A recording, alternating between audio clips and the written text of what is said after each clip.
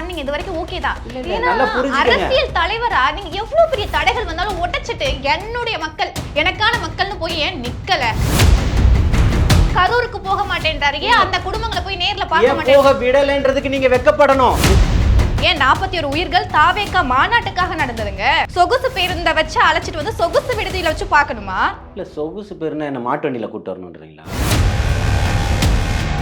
நம்ம நல்ல அரசு தானே, நியாயமான அரசு தானே, சமூக நீதி பேசக்கூடியவர்கள் தானே. அறிக்கை கொடுங்க. நீங்க கேட்டீங்க, நாங்க எந்த இடத்துலயும் மறுக்கல, ஏன் நீங்க இந்த மாதிரி பண்ணீங்க, இன்னைக்கு அறிக்கை கொடுங்க பாப்போம். தைரியம் இருக்கா உங்களுக்கு? வெக்கமா இல்ல இதை உங்களுக்கு கேட்கறதுக்கு? உங்க தலைவருங்க, நீங்க தீர்வு கட்சியா வர போறீங்க. ராஜீவ் காந்தி படுகொலை அப்போ இருக்கிற இடம் தெரியாம தடம் தெரியாம ஓடுனீங்களே, வெக்கப்பட வேணா நீங்க அதுக்கு? ஜலீல் அவர்கள், நீங்க ஆதரவாளரா பேசுறீங்க, அங்க உள்ள இருக்க ஒரு நபர் கூட உங்களை மாதிரி ஒரு அது தேவையே இல்லைங்க. அது தேவையே இல்ல. இது வந்து மண்டி இட்டு வாழ்றதை விட எதிர்த்து நின்னு சாகறதுக்கு தயாரானவன் தான் நானு. மெரிபா பன்னீர் சோடா, ஐ ட்ரஸ்ட் மெரிபா. குறைந்த விலை நிறைந்த தரம், தங்கள் தேவைகள் அனைத்தும் ஒரே இடத்தில். ஜெயச்சந்திரன். வணக்கம் சார், எப்படி இருக்கீங்க? நலமா இருக்கேன். ஆக்சுவலா வந்து ஃபைனலி விஜய் வந்து தாவேக்காவோட தலைவர் கரூர் மக்களை மாம்பழபுரத்துல வச்சு இன்னைக்கு சந்திச்சுட்டாங்க. இதை பத்தி உங்களுடைய கருத்து? இல்லை, இதில் கருத்து சொல்கிறதுக்கு ஒன்றும் இல்லை. மிகப்பெரிய ஒரு இடர்பாடுகளுக்கு நடுவில், நெருக்கடிகளுக்கு நடுவில் அந்த மக்களை சந்திக்கணுன்ற ஒரே கொள்கையோடு இருந்தார். அதுக்கான பல கட்ட முயற்சிகள் இருந்துச்சு. அந்த முயற்சிகளுக்கு அதிகப்படியான நெருக்கடிகள் இருந்ததை புரிஞ்சுக்கிட்டாரு. அதை எப்படி கையாளணுன்றத அவர் பாணியில் கையாண்டிருக்காரு. 36 குடும்பங்களை வந்து மாம்பழபுரத்துல சந்திச்சதுனால அதை கையாண்டிருக்காரு. ஆனா இது சட்ட ரீதியா பார்த்தா அது தப்பு தானே? நம்ம விக்டிமை சந்திக்க கூடாது தானே? இல்லை, விக்டிமை சந்திக்கிறதுக்கு அவர் வந்து இன்னைக்கு முயற்சி பண்ணலை. உங்கள்கிட்ட காவல்துறையில் அனுமதி கேட்டிருக்கிறாரு. இதற்கு முன்னாடி சந்திக்கணுன்றதை சொல்லியிருக்கிறாரு. எல்லா நாட்களுமே பதிவு பண்ணிக்கிட்டு இருக்கிறாரு. கரூர் தேர்தல் கடந்த 27 என்னைக்கு நடந்ததோ அன்று இரவு நடந்த அரை மணி நேரத்துக்கு அப்புறமே எல்லாத்தையுமே சந்திக்கணுன்றதுக்காக அனுமதியை தொடர்ச்சியாக கேட்டுக்கிட்டு தான் இருக்கிறாரு. இப்போ சமீபத்தில் கூட ஒரு 10 நாளைக்கு முன்னாடி அங்கே போயிட்டு ஒரு இடம் தேர்வு செய்யப்பட்டதாக இருக்கட்டும், அதை தொடர்ந்து அந்த சரகத்தினுடைய எஸ்பி அணுகி கேட்டதாக இருக்கட்டும், தொடர்ச்சியாக அந்த மாதிரி நடவடிக்கைகள் எல்லாமே இருந்துச்சு. அவர் வந்து குறிப்பிட்டு இதுக்கு தான் சந்திக்கணுன்ற எந்த இதுவுமே இல்லை. ஒரு விஷயம் நல்லா புரிஞ்சுக்கோங்க, உச்ச நீதிமன்றத்தினுடைய ஓய்வு பெற்ற தலைமை நீதிபதியிலான ஒரு ஆய்வறிக்கை வேணும், இதில் வந்து விசாரணை ஆணையம் வேணும்னு கேட்டதே இவர் தான். புரியுதுங்களா? அதில் வந்து இவங்க பெருசாக மாற்றிடுவாங்களோ அப்படின்னா அதுக்கு பதற வேண்டியது தமிழக அரசு தான். சரி, இங்கே ஒன்றும் கிடையாது. நீங்கள் பதற வேண்டியது இல்லை. நிச்சயமா இல்லை. என்ன செப்டம்பர் 27, இன்னைக்கு அக்டோபர் 27, கிட்டத்தட்ட 30 நாட்களை டச் பண்ணிட்டோம். ஸோ இன்னைக்கு மீட் பண்ணணும். இதுக்கு முன்னாடி 16 நாள் உங்கள் சைட்லேருந்து பேசும்போது எங்ககிட்ட என்ன சொன்னாங்கன்னா, 16வது நாள் காரியம் முடியட்டும்னு இருந்தோம், தீபாவளி கொண்டாடி முடியட்டும்னு இருந்தோம், திருமண மண்டபம் கிடைக்கல, அதனால தான் நாங்கள் சந்திக்கல, விஜய் அவர்கள் கரூருக்கு போகலன்னு சொன்னாங்க. 16வது நாள் முடிஞ்சதும் அவர் அதுக்கு அடுத்த வந்து தீபாவளிக்கு 2 நாட்களுக்கு முன்னாடி சந்திக்க வேண்டிய ஒரு சூழல் ஏற்பட்டது. ஆனால் வந்து பலகட்ட ஐஆர்எஸ் அவர்களுடைய தலைமையில் ஒரு குழு அமைக்கப்பட்டு அதற்கான வேலைகளும் நடந்தது. ஆனால் தீபாவளி கழித்து திரும்ப சந்திக்க, ஏன்னா பண்டிகை காலமாக இருக்குது, திரும்ப வேறு எதுவும் ஒரு நெருக்கடிகள் ஏற்பட்டக்கூடாதுன்றதை கவனத்தில் கொண்டு அங்கே வந்து ஒரு திருமண மண்டபம் வந்து ஒரு ஏற்பாடு செய்யப்பட்டது. ஒரு மகளிர் கல்லூரி வந்து ஏற்பாடு செய்யப்பட்டது. இதையெல்லாம் தாண்டி தான் தீபாவளிக்கு பிறகு இல்லை அதில் முடியாதுன்றது சாத்தியம் இல்லைன்றதுனால தான் மாற்று ஒரு நடவடிக்கை எடுத்து இங்கே கொண்டு வந்திருக்காரு. ஓகே, இது சரியான முறையா இருக்கக்கூடிய இங்கே சரியா தப்பான்றதெல்லாம் அப்புறம் இப்போ இருக்கக்கூடியதில் அவர்களை சந்திக்கணும்னு நினைக்கிறாரு. சம்மந்தப்பட்டவங்க பாதிக்கப்பட்டவங்க வந்திருக்கிறாங்க, அவ்வளோதானே தவிர்த்து இது சரியா தப்பானா பாதிக்கப்பட்டவர்களுடைய குடும்பத்தில் நீங்களும் இல்லை நானும் இல்லை. ஆனால் வலியும் வேதனைகளும் அதிகம். எங்கேயோ இருக்கக்கூடிய பாலஸ்தீனத்தில் ஒரு தாக்குதல் நடந்தாலும் இங்கே இருக்கக்கூடியவர்கள் கண்ணீர் வடிக்கிறோம்.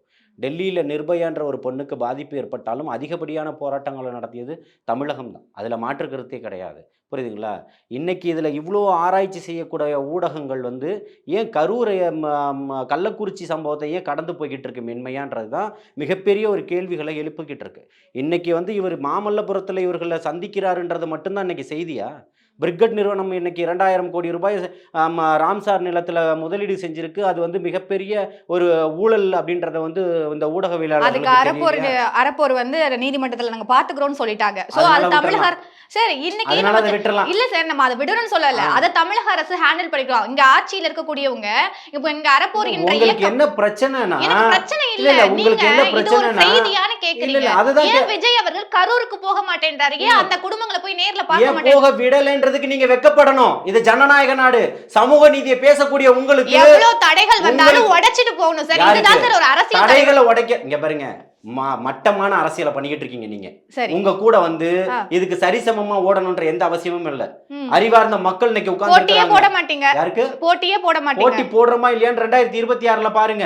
இன்னைக்கு இன்னும் ஏன் 6 இவ்வளவு மாசம் பயம்? தான் இருக்கு. ஏன் உங்களுக்கு இவ்வளவு தொடை நடுக்கம்னு கேக்குறேன். எங்களுக்கு தொடை நடுக்கம் இல்ல. திமுக அரசுக்கு இது என்ன நிலைமையில இருக்குன்னு தெரியல. ஆனா விஜய் என்ன நிலைமையில இல்லாம எப்படி நான் என்ன கேக்குறேன்னா, நீங்க இந்த ஒரு சம்பவத்தை பேசி இருக்கக்கூடிய கக்கூசு ஊழலை மறைக்கிறீங்க, இருக்கக்கூடிய சதுப்பு நில ஊழலை மறைக்கிறீங்க, ரேஷன் ஊழலை மறைக்கிறீங்க, போதைப் பொருள் பிரச்சனைகளை மறுக்கிறீங்க, பெண்களுக்கு நடக்கக்கூடிய பாலியல் வன்புணர்வு பிரச்சனையை மறுக்கிறீங்க.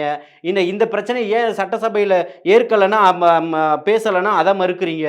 இன்னைக்கு உங்க கூட்டணி கட்சியில் இருக்கிற தலைவர் இப்போ இன்னைக்கு காலையில் வேல்முருகன் வந்து இன்னைக்கு நான் வெளியில வர போறேன்ற பகிரங்கமான பேட்டிகளை கொடுத்துக்கிட்டு இருக்கிறாரு.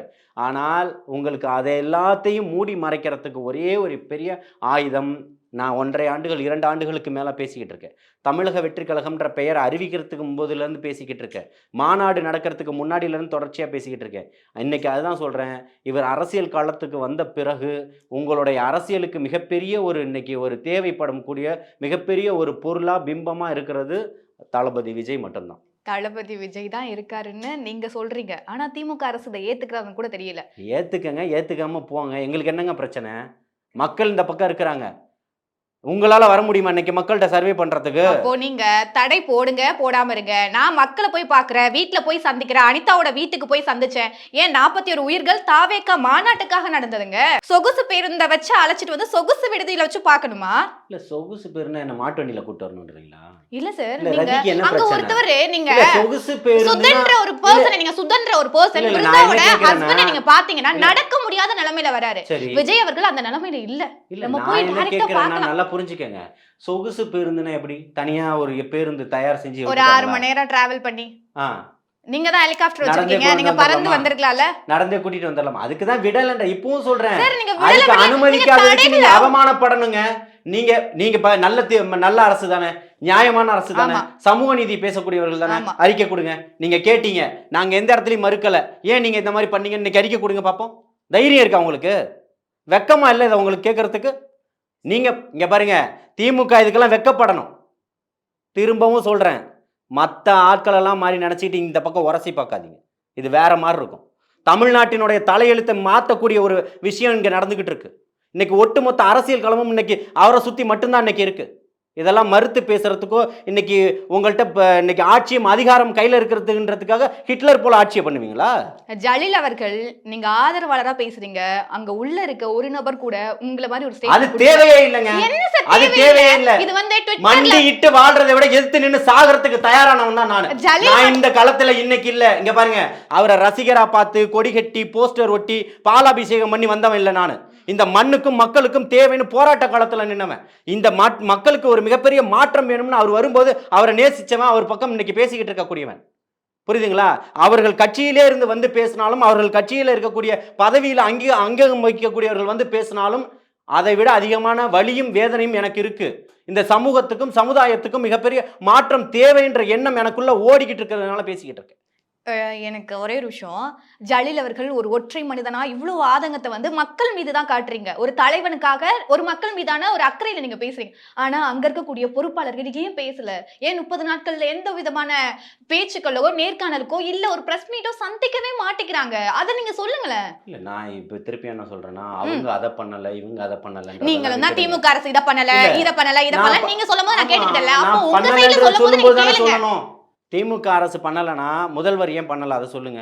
அவர் தானே பொறுப்பாளி. விஜயை சந்திக்கல. அவர் எல்லா திட்டமும் போட்டிருக்காரு. இங்க பாருங்க, அவர் இன்னைக்கு புதுசா ஒன்று சொல்லிட்டு மறைமுகமாலாம் உட்காந்துக்கல. தைரியமா வீடியோ போட்டு நான் இங்க தான் இருக்கேன் வாங்கன்னு கூப்பிட்டவர். இதை விட தில்லும் திராணியும் யாருக்கு இருக்கு? ஆபீஸ்ல தான் இருப்பேன். யாருக்கு? நீங்க ஆமா, எங்க ஆபீஸ்ல தான், வீட்ல தான் இருப்பேன். உங்களால முடிஞ்சா வாங்க, என்ன வந்து தொடுங்கன்னு தானே சொன்னாரு. சிஎம் கிட்ட இருந்து இந்த மாதிரி ஒரு வீடியோ வந்துச்சுன்னா நீங்க இதை ஏத்துப்பீங்களா? யார்கிட்ட? சிஎம் கிட்ட அதுக்கு இருந்து. சிஎம்மா இருக்கணும்ன்ற அவசியம் இல்ல. ஆ, இவர் இப்போ கட்சியை கலைச்சிட்டு ஆ. வீட்ல உட்கார்ந்து, இல்லன்னா ஆட்சியை கலைச்சிட்டு வீட்ல உட்கார்ந்து சொல்லுங்க, ஏத்துக்கிறோம். உங்க தலைவருங்க, நீங்க யாருக்கு? தீர்வு கட்சியா வர போறீங்க. ஏன் நீங்க ராஜீவ் தான் காந்தி தீர்வு கொலை கட்சின்றீங்க. வழக்கம், ராஜீவ் காந்தி படுகொலை அப்போ இருக்கிற இடம் தெரியாம தடம் தெரியாம ஓடுனீங்களே, வெக்கப்பட வேணா நீங்க அதுக்கு? ஏன்னா மறந்துட்டீங்களா வரலாறு தெரியாதுன்னு? அதெல்லாம் வேற யார்ட்டனா வச்சுக்கணும். ராஜீவ் காந்தி படுகொலை நடந்தப்போ நீங்க உங்க திமுகவினுடைய நிலைப்பாடு என்ன?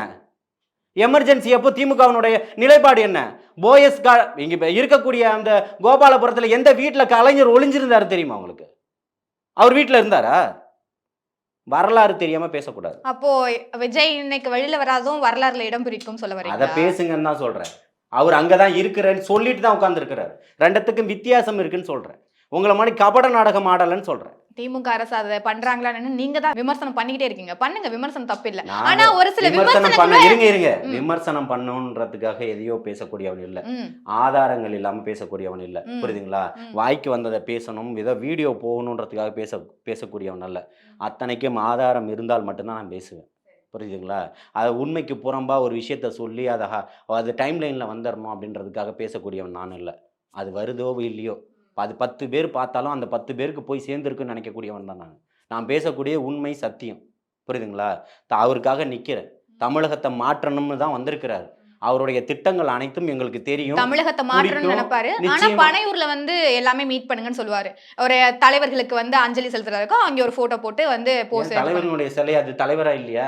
பனையூர்ல இருக்கிற தலைவர் எல்லாம் தூக்கி வேற லிஸ்ட்ல சேர்த்துடலாமா? அப்போ கரூர்ல இருக்க மக்களா இல்லையா? யார் இப்ப அவங்கள தானே சந்திச்சிருக்கிறாரு. அவங்கள அதை சந்திக்கணும் ஏன் தானே சார் நம்ம ஒரு மாசமா போராடிக்கிட்டு இருந்தாரு. போராட ரதிக்கு ஏன் நான் நீங்க என்ன சட்ட ரீதியா போராட்டம் எல்லாம் பண்ணீங்க. இது வரைக்கும் ஓகே தான். இல்ல இல்ல ஏன்னா நல்லா புரிஞ்சுக்கங்க. அரசியல் தலைவரா நீங்க எவ்வளவு பெரிய தடைகள் வந்தாலும் உடைச்சிட்டு என்னுடைய மக்கள் எனக்கான மக்கள்னு போய் ஏன் நிக்கல? ஏன் போய் பார்க்கல? உடைச்சு சுக்குநூறாக்கி இருக்கிறதுக்கு ஏன் ரதிக்கு இன்னும் தெரியல? அதான் உயர்நீதிமன்றத்துல தான் போயிட்டு இருக்கேன். உயர்நீதிமன்றத்துல கேஸ் ஃபைல் ஆகிருக்கு. போயிட்டு இருக்கும் போதே நீங்க போய் சந்திக்கிறீங்களே, விக்டிம சந்திக்கிறது சட்டப்படி தப்பு தானே? உங்க சைடுல இருக்கக்கூடிய வழக்கறிஞர்களே இதுக்கு வந்து அச்சப்படுறாங்க. ஏன்? இது எப்படி வேணாலும் மாற்றி அமையலாம். சிபிஐ சொல்ல வேண்டியதானே? நீங்க போய் சந்திக்கிறது தப்புன்னு சொல்ல வேண்டியதானே? மறைமுகமா திடீர்னு போய் வீட்டுக்குள்ள உட்காந்துட்டாரா? மறைமுகமா திடீர்னு போய் வீட்டுக்குள்ள உட்காந்துட்டாரா? இல்ல இல்ல இல்ல அப்புறம் என்ன? உங்களுக்கு உங்களுடைய வாதத்துக்கே வரேன். விக்டிமை போய் அவர் சந்திக்கல, போதுமா? ஏன் சந்திக்கல? அவங்க தான் வந்திருக்காங்க. வேற என்ன? யாரு வந்திருக்காங்க? தாவேகாவினர் தானே அங்க இருந்து அழைச்சிட்டு வந்தாங்க இல்லையா? அப்புறம் நீங்க கேக்குறீங்க. ஆ, அததான் சொல்றேன். திமுகவுடைய ஊழலையும் ஆட்சி செய்யக்கூடிய திராணி இல்லாத ஒரு நிலையும் அவல நிலையும் இன்னைக்கு மக்கள் இது பாரு. இப்போ என்ன மழை பெஞ்சுக்கிட்டு இருக்கு இன்னைக்கு, மொத்த பேரும் போய் நின்றுகிட்டு இருக்கீங்க. வியாசார்பாடி கண்ணதாசன் நகர் பாலத்துல துவாரங்கள் வந்து தூர்வாரப்படுதான். எப்போ மழை கொட்டும் போது தான் தூர் வருவீங்களா? அதுக்கான பணிகள் நடந்துட்டே இருக்கு. காவாயை கிளீன் பண்றதுக்கு உங்களுக்கு துப்பு இல்ல. நாயை பிடிக்கிறதுக்கு துப்பு இல்ல. கொசுவை ஒழிப்ப நீங்க கொசுவை ஒழிக்கிறதுக்கு துப்பு இல்ல. கூட்டணியில இருக்கிறவங்க தொடர்ச்சியா கத்துறான். சாதி ஆணவ வெறி பிடிச்சி அலையிறீங்கன்னு சொல்றாங்க. அதை உங்களால மறுக்க முடியல. மறுத்துற வேண்டியதானே? எந்த அமைச்சரை சொன்னாருன்றது வரைக்கும் தெரியும்ல, சொல்ல வேண்டியதானே? அப்படி இல்ல சார். ஆக்சுவலா வந்து நம்ம பேச வந்ததே இங்க தாவேக்கா சரியான பாதையில தான் போகுது. அப்படியா? மக்களை சந்திச்சிருக்கு. மக்களை சந்திக்கணும்னு முயற்சி பண்ணிச்சு. அந்த முயற்சிக்கு மிகப்பெரிய நெருக்கடிகளும் அந்த மக்களுக்கான அழுத்தங்களும் கிடைச்சிக்கிட்டு இருந்தது. அது போகக்கூடாதுன்னு அது எல்லா ஊடகங்களும் பேசிருச்சு. ஆனா ரதி பார்க்க மறந்துட்டாங்க. தீபாவளி கொண்டாட்டத்துல வெளியில வரல. பட்டாசு சத்தத்துல அந்த சத்தம் உங்களுக்கு மறைஞ்சிருச்சுங்க. சுதன் அவர்கள் நடக்க முடியாம நடந்து வர காட்சிகளையும் பாக்குறேன். மகாபலிபுரத்துக்கு தன்னுடைய பையன் தான் இறந்து போயிட்டாருன்னு சொல்லி ஒரு அப்பா வந்து ஆதார் கார்டை இறப்பு சான்றிதழை காட்டினதுக்கு அப்புறம் உள்ள விட்டதையும் பாக்குறேன். சோ இங்க விமர்சனங்களை ஏத்துக்கவே முடியாத விஜய் அவர்கள் தலைமறைவா இருக்கதையும் நான் பாக்குறேன். அவர் தலைமறைவா இருக்குன்றதை கேட்டு மிகப்பெரிய வியப்பா இருக்குது எனக்கு. இப்போ சம்மன் அனுப்பிச்சிருக்காங்களே நிர்மல்குமாருக்கும் என் ஆனந்த் அவர்களுக்கும், அவருடைய மனு கூட தள்ளுபடி பண்ணிருக்காங்க இன்னைக்கு. அது இப்போ அரசியல் ரீதியானது. சட்டங்கள் எல்லாத்துக்கும் இருக்குல்ல. அரசியலா சந்திச்சுட்டு போறாங்க. இந்திய அரசியல் சாசன சட்டம் தனியா வகுக்கல. யாருக்காக இருந்தாலும் அன்னைக்கு செந்தில் பாலாஜி நான் எல்லா காசையும் திருப்பி கொடுத்துட்டேன் போதும் திருப்பி தூசி தட்டி எடுத்ததே அமலாக்கத்துறை தானே. இன்னைக்கு அதுக்கு அதிகாரம் இருக்குல்ல. அதே மாதிரி உண்மையை சொல்றதுக்கும் பேசுறதுக்கும் எளிய மக்களுக்கான ஒரு அதிகாரம் இருக்கும்ல. உங்ககிட்ட அதிகாரம் இருக்குன்ற ஆணவத்துல தானே நீங்க ஆடிக்கிட்டு இருக்கீங்க. அதெல்லாம் தகுடு பொடி ஆகும். கவலைப்படாதீங்க, காத்துருங்கன்னு சொல்றேன். தர்மம் ஒருபோதும் பொய்த்து போகாதுன்னு சொல்றேன். ஓகே. ஆதவ அர்ஜுனா வந்து ஒரு டைம் பிரஸ் மீட்ல வந்து கரூரை வந்து நாங்க சுத்தம் பண்ணுவோம் அப்படின்னு சொல்லியிருந்தாரு. ஸோ கரூரை சுத்தம் பண்ணுவோம்னா மக்களை இங்கேருந்து எடுத்துட்டு வந்துட்டா கரூர் சுத்தம் ஆயிடுமா? இல்லை அதுதான் சுத்தம் பண்ணதுக்கப்புறம் வாங்க நம்ம 2 பேரும் போய் பார்த்துட்டு கண்டிப்பா வருவோம். போகலாம். உங்கள் டீமோட வாங்க, கண்டிப்பா. எல்லாத்தையும் பதிவு செய்யுங்க. ம். அப்போ வந்து எப்படி சுத்தமாக இருக்கின்றதை நீங்கள் பார்ப்பீங்க. சுதந்திர காற்றை எப்படி சுவாசிக்கிறாங்கன்றதை பார்ப்பீங்க. அந்த காற்றுல போதையினுடைய வாடை இல்லைன்றதை நீங்கள் உணர்வீங்க. உழைக்கக்கூடிய மக்களினுடைய பணம் உண்மையான வேர்வையை சிந்தி, ரத்தத்தை வேர்வையாக சிந்தி உழைத்த பணம் வீட்டுக்கு வருதுன்ற உணர்வீங்க. அதை வாங்குறதுக்கும் கையாள்வதற்கும் இங்கே தமிழக அரசு தான் இந்த டாஸ்மாகை நடத்துதுன்ற தலையெழுத்துக்கு மாறி இருக்குன்றத இந்த ரதி ஏற்றுப்பாங்க. தாவேக தலைவர் விஜய் அவர்கள் ஆட்சிக்கு வந்ததுக்கு அப்புறம் இது எல்லாமே இல்லாம போயிட்டு நினைக்கிறீங்களா? போதையில்லா தமிழகத்தை உருவாக்குவோம் சொல்லியிருக்கிறாரு. நம்ம வந்து எப்பவுமே நிச்சயமா பண்ணுவார். உங்களோட நம்பிக்கை. மக்களுடைய பிரதான நம்பிக்கையாகவும் இருக்கு, என்னுடைய நம்பிக்கையாகவும் இருக்கு. ஓகே. 2026 தான் நீங்க ஜெயிச்சிருவீங்கன்னு சொல்றீங்க. 2026ல வெற்றி பெறக்கான முயற்சிகள் என்னென்ன நடந்துட்டு இருக்கு? இப்பவே சொல்லணுமா ரதிக்கு எல்லாத்தையுமே? 6 மாசம் 6 6 மாசம் தான் இருக்கு. இருக்குல்ல, இருக்கு சார். நீங்க அடுத்தடுத்த கட்ட நடவடிக்கைகள் உங்களுக்கு தான் தெரியுமே. சொல்றேன். Wait and see. மாஸ். நீங்க இதே போக்குல போனீங்கன்னா சின்ன சின்ன விமர்சனம் கூட உங்களால தாங்கிக்க முடியலன்னா இல்ல என்ன எங்களுக்கு பண்றது? நான் தாங்கிக்க கூடிய அதான் சொல்றேன். கருத்தியலா மோதுங்க, எல்லாத்தையும் சொல்றதுக்கு நாங்க தயாரா இருக்கோம். புரியுதுங்களா? உங்களை மாதிரி விளையாடிக்கிட்டும் மேம்போக்கான ஒரு இதை எடுத்துக்கிட்டும் ஊழல்வாதிகள் இருக்கும்போது இப்போ இருக்கக்கூடிய பிரச்சனைகளை பேசுறதுக்கு மறந்து போயும் ஆட்சியும் அதிகாரம் நாங்கள் நடத்தலை. இத்தனை நாள் 400 நாட்களுக்கு மேலே சட்டமன்ற கூட்டத்தொடர் எங்கள் ஆட்சியில் தொடரும் அப்படின்னு சொல்லிட்டு இன்னைக்கு 190 நாட்கள் கூட உங்களால் நடத்த முடியாத அவல நிலைக்கு ஆளாக்கப்படலை. என்ன உங்களை பற்றி 505 வாக்குறுதிகள் கொடுத்து அதில் கிட்டத்தட்ட 290க்கும் மேற்பட்ட வாக்குறுதிகளை எங்களால் நிறைவேற்ற முடியல இந்த பக்கம் கொடுத்துட்டு, ஆனால் இருக்கக்கூடிய அத்தனை அமைச்சர்களும் முதலமைச்சர் வரைக்கும் 99% நாங்கள் வாக்குறுதிகளை நிறைவேற்றிட்டோன்னு போலியான வாக்குறுதிகளை நாங்கள் தரமாட்டோம். இந்த உங்களுடன் ஸ்டாலின் திட்டம் இந்த விண்ணப்பத்தை பதிவு பண்ணி கொடுங்கன்னு கேட்டுட்டு அதை கொண்டு போய் ஆற்றுலையோ குளத்துலையோ போடக்கூடிய அவல நிலை இங்கே உருவாகாது. மக்களை தொடர்ச்சியாக ஏமாற்ற மாட்டோம். வீட்டுக்கு போகும்போது தாயும் மாணவன் திட்டமெல்லாம் கொண்டு வந்து உங்களை ஏமாத்திர மாட்டோம்னு சொல்கிறோம். இதெல்லாம் நடக்கும்னு நாங்க நம்புறோம். நீங்களும் நம்புறீங்க. பார்க்கலாம் பொறுத்திருந்து. ஆனா இந்த 36 குடும்பங்கள்ல ஒரு குடும்பம் மட்டும் வரல, இல்ல 2 பேர்கள் வரல அப்படின்ற செய்தியை நீங்க எப்படி பாக்குறீங்க? செய்தியாக தான் பார்க்குறேன். செய்தியா மட்டும் தான் பாக்குறீங்க. ஏன் வரலன்ற காரணம் உங்களுக்கு தெரிஞ்சிருக்குமே. இல்லை அவங்களுக்கு 1000 வேலைகள் இருக்கும். அவங்க குடும்பத்தில் இறப்பு நடந்திருக்கு, வர முடியாத ஒருத்தர் நீங்கள் சொன்னீங்க இல்லையா, அந்த ஊன்றுகோல் வச்சு அவர் வரணுன்றது அவருக்கே அறிவுறுத்தப்பட்டிருக்கு. அண்ணன் நீங்கள் இப்போ ரெஸ்ட் எடுங்கன்னு சொல்லிட்டு, இல்லை என்னால் வர முடியும்னு சொல்லி வந்தவர் தான் அவர். புரியுதுங்களா? மிச்ச குடும்பங்கள் வந்து அவர்களுக்கான வேலைகளை சொல்லியிருக்கிறாங்க. அதுக்காக யாரையும் கட்டாயப்படுத்தி திமுக மாதிரி மிரட்டி நீங்கள் போகக்கூடாதுன்னு அழுத்தம் கொடுத்த மாதிரி கட்டாயமாக வரணுன்ற அழுத்தத்தையும் இங்கே யாரும் பதிவு செஞ்சல. உங்களால் முடிஞ்சா வாங்கன்னு கூப்பிட்டுருக்காங்க. முடிந்த குடும்பங்களை சந்திச்சிருக்கிறாரு, முடியாதவர்களை மீண்டும் ஒரு நாள் சந்திப்பார். 36 குடும்பங்கள்ல நீங்க உங்களுக்கு எப்போ முடியுதோ அப்போ வந்து விஜய் அவர்களை சந்திங்கன்னு சொல்லியிருக்கலாமே. அதுதான் இப்ப சொன்ன கவனிக்க என் பதில கவனிச்ச சார். நீங்க தான் உங்களுக்கு சொல்றீங்க. முடியும் போது அவர் அதுக்காக வந்து பேருந்து சந்திப்பாரு. ஏற்பாடு பண்ண வேண்டியது இருந்திருக்காதுல்ல. யாருக்கு? நம்ம குழுவினர் அங்க போய் இருந்திருக்க வேண்டிய அவசியம் இருந்திருக்காதுல்ல. அப்படி இல்லை, நீங்க ஒருத்தர் மட்டும் வராங்கன்னா நீங்க ஒரு வண்டியில வந்துருங்கன்னு சொல்லலாம். அத்தனை பேர் எல்லாருமே வரக்கூடியவர்கள் அத்தனையுமே பாதிக்கப்பட்ட குடும்பத்தில் உள்ளவங்க. அவங்களுக்கு நாளைக்கு ஏதாவது ஒரு அசம்பாவிதம் அங்கே உள்ள மண்டபத்தை புக் பண்ணால் உங்களுடைய எம்எல்ஏ போய் நிற்கிறாரு, மாவட்ட செயலாளர் போய் நிற்கிறாரு, நகர செயலாளர் போய் நிற்கிறாரு, நாளைக்கு மண்டபத்தில் மற்ற நிகழ்ச்சி நடத்திடுவான்னு. இங்கே இருக்கிற மகாபலிபுரத்தில் இருக்கிற 4 பாயிண்ட்ஸுக்கு வந்து நேற்று காலையில் போய் 3 பேர் உட்காந்துக்கிட்டு இருக்கிறீங்க. எக்ஸ் எம்எல்ஏ வரைக்கும் மிரட்டுறீங்க. இந்த மிரட்டலுக்கெல்லாம் பயந்து ஓடிடுவோன்னு நினச்சிக்கிட்டு இருக்கீங்க. புரியுதுங்களா? நான் என்ன சொல்கிறேன்னா, அமைதியாக போகிறது வந்து ஒருத்தன் இது பிடிக்கலன்னு ஒதுங்கி போகிறான்ற பயந்து போகிறான்ற அர்த்தம் இல்லை. புரியுதுங்களா? இதுக்கு எல்லாத்துக்குமே நீங்கள் விதைச்சிட்டீங்க, அறுவடை நீங்கள் தான் செய்யணும். தயாராக இருந்துக்கங்க. 2026ல் திமுக மிகப்பெரிய ஒரு அறுவடையை செய்ய வேண்டிய காலம் இருக்குன்னு சொல்கிறேன். வெற்றி இல்லையா? எதுக்கு? வெற்றி தமிழக வெற்றி கழகத்தை எடுப்பாங்க. எடுப்பாங்கன்னா கட்சி எல்லாமே கட்சியை கலைச்சிருவாங்களா? தமிழக வெற்றி யாருக்கு? கழகத்தை திமுகவை கலப்பாங்க. அப்படியா? ஆமா. இதுக்கு வாய்ப்புகள் 1% கூட வாய்ப்பு இல்லை அது சார். நீங்க திமுகவா மாறி உட்கார்ந்து கேள்வி கேட்டா அப்படிதான் இருக்கும். நீங்க சொல்றீங்க, நான் அதை ஏத்துக்கல. இல்ல நீங்க ஏத்துக்கிறீங்களான்றது இல்ல. சரி, திமுகவை கலைச்சிருவாங்களான்னா நான் என்ன கேக்குறேன், இன்னைக்கு உங்களுக்கு எதிரில நின்று யார் கேள்வி கேட்டாலும் நீங்க திமுகன்ற சாயம் பூசுறதுக்கு ரெடியா இருப்பீங்க சார். சரி, நான் என்ன சொல்றேன், ரதி பேசுங்க, செல்வ பெருந்தகை பேசினார்ல, சாதிய வெறி பிடிச்சு ஆணவ வெறி பிடிச்சு இருக்கிறீங்க, இந்த தண்ணியை நான் தொடக்கூடாதான்னு ஒரு பாதிக்கப்பட்ட கடைநிலை விளிம்புல சட்டமன்ற உறுப்பினரா பார்க்காதீங்க, ஒரு கட்சியினுடைய மாநில தலைவரா பார்க்காதீங்க. என்னுடைய சாதியில் நான் இந்த தண்ணியை தொடக்கூடாதான்ற ஒரு எப்படிப்பட்ட ஒரு மனநிலையில உட்கார்ந்து ஒரு அரசியல் கட்சியினுடைய தலைவர் பேசுறாரு. அது ரதியினுடைய காதுக்கு எட்டல. என் காது கேட்டு என்ன பயன்? தமிழக அரசு காதுக்குள்ள ஜேர்னலிஸ்ட் தானே, பேசுங்க. கண்டிப்பா நான் பேசிட்டு தான் இருக்கேன். இந்தியாவுடைய மிகப்பெரிய ஒரு தூண் தானே ஜேர்னலிசம். ஆமா. அதை மறந்துட்டீங்களா? இதெல்லாம் பேசக்கூடிய ரதிக்கு அதையும் மறந்துடுது. அதையும் பேசுங்க. கண்டிப்பா பேசுறோம். இன்னைக்கும் 75 ஆண்டுகளை நீங்க ஆண்டுகிட்டு இருக்கிறீங்க. மாறி மாறி 2 திராவிட கட்சிகள் இன்னைக்கும் வேட்டியை மடிச்சு கட்டிக்கிட்டு போய் நின்றுகிட்டு இருக்கீங்களா? உங்களுக்கு வெக்கமா இல்லையா? உங்களுக்கு இன்னும் சென்னையில வெள்ளம் வந்துகிட்டு இருக்கு, வெள்ளம் வந்துகிட்டு இருக்குன்னு. இதே கடந்த போன இதுல ஆட்சிக்கு வரும்போது 5000 கோடி நிதி ஒதுக்குனீங்களே, எங்க போச்சு? காவாய்கள் எல்லாம் வந்து பண்ணிடுச்சு.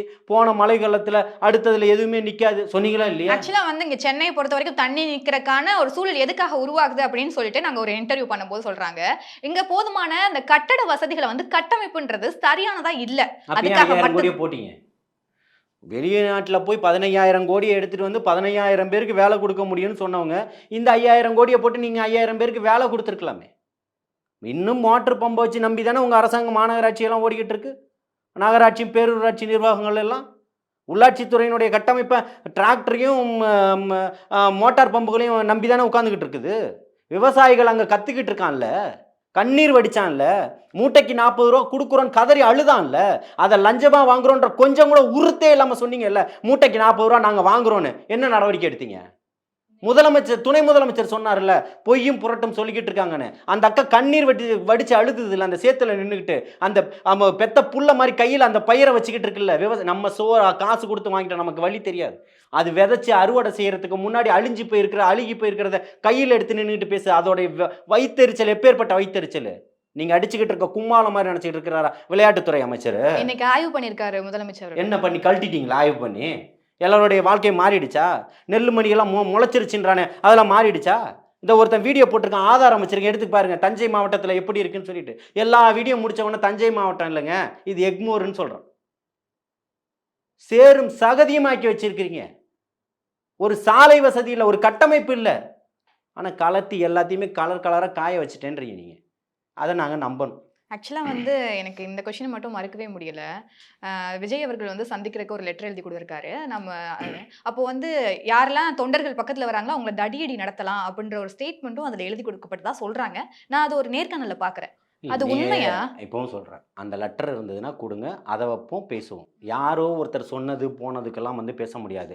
ஆதாரபூர்வமா செல்வ பெருந்தகை சாதியினுடைய ஆணவத்தினுடைய உச்சத்தை பேசினாருன்னு சொல்றேன். ரதிக்கு ஏன் காதுலயும் எட்டெல்லாம் மண்டையிலையும் ஏறல, வாயிலையும் வார்த்தைகள் வரலன்னு புரியலன்னு சொல்றேன். ஆனால் எங்கேயோ ஒரு விஷயம் நடந்ததா பேசப்படக்கூடிய வார்த்தையை கவனத்துல கொண்டு வந்து பேசுற உங்களுக்கு இது ஏன் மறைக்கப்படுது, ஏன் மறுக்கப்படுது? அப்போ இப்படிதான் தாழ்த்தப்பட்ட மக்களுடைய விளிம்பு நிலை மக்களுடைய நிலை வந்து இப்படிதான் இருக்கணுமா அப்படின்னு கேட்கிறேன். எனக்கு புரியல. ஏதோ ஒரு கேள்விக்கு ஏதோ ஒண்ணு நம்ம அரசியல்ல கையில் எடுப்போன்ற மாதிரி நீங்க ஒரு கேள்வி கேட்டுட்டு நான் ஒரு கேள்வி கேட்டதுக்கு நீங்க ஏதோ ஒண்ணு கையில் எடுக்கிறீங்க. நான் என்ன கேட்கிறேன், ஏதோ அந்த லெட்டர் உங்ககிட்ட இருக்கா? செய்திதான் இல்ல, நான் வந்து இப்ப நான் பேசின அத்தனையுமே ஆதாரபூர்வமா சொல்லிதான் பேசுறேன். புரியுதுங்களா? இறைவனை முன்னிறுத்தி தான் பேசுறேன். நீங்க வந்து ஏதோ ஒரு செய்தியை தான் பேசுறீங்க. நான் ஆதாரபூர்வமா கேட்டது தகவல் உங்களுக்கு தெரியுமா, இது உண்மையா அப்படின்ற செய்திய தகவலை உங்ககிட்ட கேக்குறேன். சொல்றேன், திமுகவுடைய அடிவரடிகளா நாதஸ்வரம் வாசிக்கிற மாதிரி வாசிக்க கூடியவர்கள் பேசக்கூடியது எல்லாத்தையுமே எடுத்து பேசணுன்றதெல்லாம் இல்ல. அவங்களுக்கு தேவையான மாதிரி எல்லா டிசைனையும் வடிவமைச்சுப்பாங்க. சிபிஐ வழக்கு கேட்டுட்டாங்க. சிபிஐ எப்படி சிபிஐ வழக்கு அவங்க கேட்டாங்களா? தமிழக வெற்றிகளாம் கேட்டுச்சா? தேசிய மக்கள் சக்தி கட்சியினுடைய நிறுவனர் வழக்கறிஞர் எம்எல் ரவி கேட்டார். யாரு கேட்கிறான்றதே இல்லாம நீங்க பாட்டுக்கு எல்லாத்தையுமே எடுத்து. ஆமா, நம்ம சிபிஐ தான் வந்து மத்திய அரசோட கைப்பாவைன்னு கூட ஒரு டைம் விமர்சிச்சிருந்தோம். ஏங்க, நம்ம திருப்பியும் சொல்றேன், உச்ச நீதிமன்றத்தினுடைய ஓய்வு பெற்ற நீதிமதியில் இதை விசாரிக்கணும்ன்றதுதான் அவருடைய கோரிக்கையா இருந்தது. அதுதான் அங்க இருக்கும். இவங்க ஏன் கேட்டாங்க?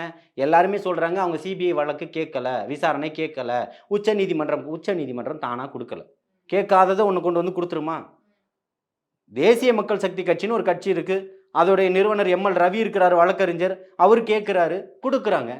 பாதிக்கப்பட்ட மக்கள் தரப்பில் கேட்குறாங்க, கொடுக்குறாங்க. நீங்கள் எல்லாத்தையுமே முடிச்சு போட்டு அதை இப்போ எல்லாத்தையுமே கொலாப் பண்ணி பேசுறது தான் திமுகவுடைய வேலையாக இருக்கும். எங்களோட வேலை இல்லை, அது திமுகவுடைய வேலைன்னு சொன்னேன், சரி, ரதியினுடைய வேலைன்னு சொல்லலை. ரதிக்கு ஏன் அது மறந்து போகுதுன்னு தான் நான் கேட்டேன். வராத செய்தியை, பார்க்காத செய்தியை, செவி வழியாக சாய்த்துக்கிட்ட செய்திகளை, கேட்டுக்கிட்ட செய்திகளை பேச தைரியமாக ஊடகத்தில் உட்கார்ந்து பேசக்கூடிய நெறியாளரான ரதிக்கு, ஆனால் ஒரு தேசிய கட்சியினுடைய மாநில தலைவருடைய குமுறல் ஏன் கேட்கல? அதை திமுக அரசு தான் ஹேண்டில் பண்ணுவாங்க. எப்படி இதுல மட்டும் திமுக? நான் தான் சொல்றேன் ஜேர்னலிசம் உங்களுடைய பார்வை என்ன? சமூக நீதி இங்க மறுக்கப்படுதுன்ற ஜேர்னலிசத்துல அப்ப ஒத்துக்கிறீங்களா உங்களுடைய பார்வையில? ஒரு சில இடங்கள்ல ஒத்துக்கிட்டு தானே ஆகணும். எனக்கு கார்த்திகாக்கு 25 லட்சங்கள் கொடுத்திருக்காங்க. இதுக்கு முன்னாடி குகேஷ்க்கு 5 கோடி கொடுத்திருக்காங்க. இந்த இடத்துல நம்ம அதாவது கம்பேர் பண்ணி பார்த்தா கண்டிப்பா சமூக நீதி மறுக்கப்பட்டிருக்குதா? தப்புதான் சொல்றேன். நானும் அதை தப்புன்னு தான் நினைக்கிறேன். ஆனா இன்னைக்கு விஜய் மகாபலிபுரத்துல வந்து மக்களை சந்திக்கிறது விஜயோட அரசியல்ல வரலாறுல அது கரும்புள்ளியா மாறுமா மாறாதா? நிச்சயமா மாறாது. எப்படி சொல்றீங்க? தமிழக அரசனுடைய வரலாற்றில் இது மிகப்பெரிய ஒரு கருப்பு புள்ளி. புரியுதுங்களா? கரூர் சம்பவத்துக்கு அப்புறம் மிகப்பெரிய ஒரு மாற்றத்தை எதிர்கொண்டு தான் இன்னைக்கு மக்களுடைய மனநிலைகள் மாறிடுச்சு. இன்னைக்கு ஊடகவியலாளர்களா, மூத்த பத்திரிகையாளர்களா, உண்மையிலேயே மூத்த பத்திரிகையாளர்னா உண்மையிலேயே மூத்த பத்திரிகையாளர், பத்திரிகை தர்மத்தை பேசக்கூடியவர்கள். அவர் வந்து தமிழக வெற்றி கழகத்துக்காக ஆதரவா பேசினவரா இருக்க மாட்டார். நீங்க கடந்த கால வரலாறுகளையும் புரட்டி பார்க்கணும். அவர் கட்சியை ஆரம்பிக்கும் போது என்ன நிலைப்பாட்டில் பேசணும்னு இன்றைக்கும் அதே நிலைப்பாட்டில் தான் பேசுகிறேன். ஆனால் அவர்கள் எல்லாம் அப்படி பேசலை. ஒரு அனுமானத்தில் தான் பேசியிருப்பார்கள் அவர்கள் அத்தனை பேருமே. இன்றைக்கி அவர்களுடைய பார்வைகளும் இன்றைக்கி இருக்கக்கூடிய தகவலின் அடிப்படையில் இன்றைக்கி எடுக்கக்கூடிய கருத்து கணிப்புகளும் எப்படி வந்திருக்குன்றதை நீங்கள் பாருங்கன்னு சொல்கிறேன். கண்டிப்பா. ஆனா இன்னைக்கு விஜய் அவர்கள் சந்திச்சு முடிச்சிட்டாரு. ஆனா அந்த விக்டிமா இருக்கக்கூடியவங்க அடுத்தடுத்து விக்டிமா மட்டுமே திட்டிகிட்டே இருப்போம் சோஷியல் மீடியாவை பொறுத்த வரைக்கும். இன்னைக்கு அவங்க விஜயம் பார்த்துட்டு வந்தவங்க நாளைக்கு வந்து விஜய் சார் வந்து இதெல்லாம் சொன்னாங்க, எங்களை கட்டி பிடிச்சி அழுதாங்க, ஆற தழுவுனாரு, ரொம்ப ஃபீல் பண்ணினாரு, எங்க குடும்பத்தை தத்தெடுத்துக்கிட்டாரு, எங்களுக்காக நிக்கிறாருன்னு சொல்லுவாங்க. ஆனா நீங்க சோஷியல் மீடியாவை பொறுத்த வரைக்கும் இவங்க இன்னும் திட்டிக்கிட்டே இருப்பாங்க மக்கள். நீங்க செலவு பண்றீங்களா? 17 கோடி 80 லட்சம் செலவு பண்ணிருக்கீங்க கடந்த காலங்களில். இதை எங்க அந்த டேட்டா எடுத்துட்டு வந்தீங்க? இருக்கு. யார்தான் வேணா இருக்கட்டும், இருக்குல்ல. அப்ப அவர் பொய்யான தகவல் சொல்றாரா? யாரோ அது ஆதாரமா இல்லையா? அதை மறுக்கிறீங்களா ஏற்கிறீங்களா? நான் ஒரு ஸ்டேட்மெண்ட் சொல்லும் போது உங்ககிட்ட அந்த நோட்ஸ் எடுத்துட்டு வாங்க நான் உங்களுக்கு சொல்றேன். நீங்க இப்போ இவ்வளவு செலவு பண்றா உங்ககிட்ட என்ன ஆதாரம் இருக்கு? ஏதோ ஒரு வீடியோ ஏதோ ஒரு தகவல் தானே சொல்றீங்க. இல்லையே, ஏதோ ஒரு தகவல் இல்ல. அவர்கள் கொடுக்க ஒரு ஜேர்னலிசமா உங்களை மாதிரி ஒரு நெறியாளர் தானே அவரு. மறுக்கிறீங்களா? இல்லன்னு இல்ல மறுக்கல. இந்த இடத்துல நான் அது மறுக்கவே இல்ல. அதை ஏத்துக்கிறீங்கல்ல? அவர் ஒரு நெறியாளரா ஏத்துக்கிறீங்க? கண்டிப்பா ஏத்துக்கிறேன். அவர் கொடுத்த தகவல் தான். நானும் இதே மாதிரி ஒரு நெறியாளருடைய செய்தியை தான் உங்ககிட்ட கேட்டேன். இங்க பாருங்க, பொய்யும் புரட்டையும் தாண்டி உண்மையை பேசக்கூடிய செய்திகளை கொடுங்க, நான் உரிய பதில தரேன். பதில் இல்லைன்னா அதை விசாரிச்சு நான் என்னன்ற தகவலை நிச்சயமா இந்த ஊடகத்துக்கு வரதான் போறேன். உங்க கேள்விகளுக்கு பதில் அளிக்க தான் போறேன்.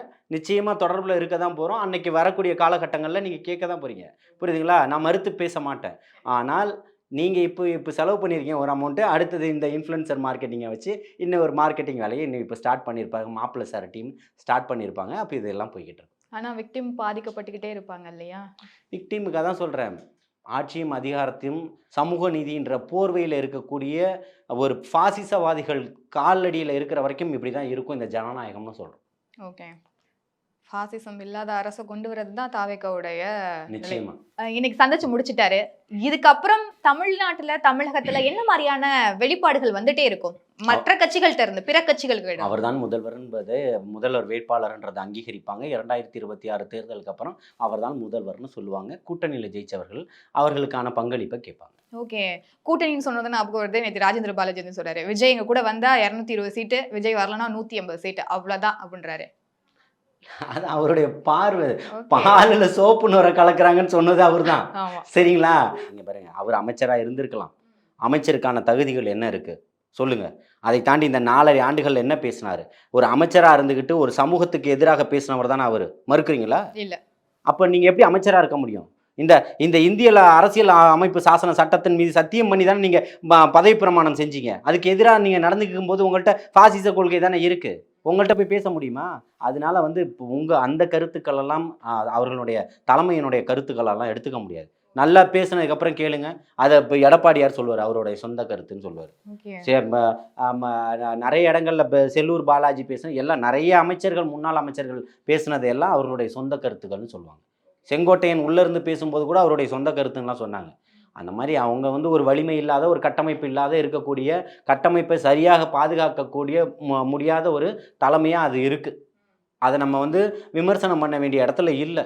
அங்கே இருக்கக்கூடிய அதிமுகவினுடைய தொண்டனே கொண்டு போய் தமிழக வெற்றி கழகத்தினுடைய கொடியை பிடிச்சிக்கிட்டு இருக்கக்கூடிய சூழல் எல்லாத்தையும் பார்த்துக்கிட்டு இருக்கோம்.